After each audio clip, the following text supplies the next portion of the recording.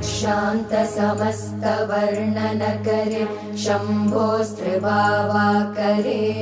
काश्मीरात्रिजलेश्वरी त्रिलहरी नित्याङ्कुरा शर्वरे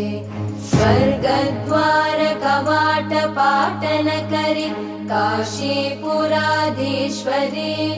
भिक्षां देहि कृपावलम्बन करे मातान्नपूर्णेश्वरी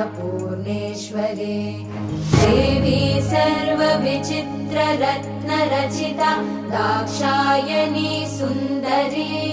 वामे स्वादुपयोदरा प्रियकरी सौभाग्यमाहेश्वरी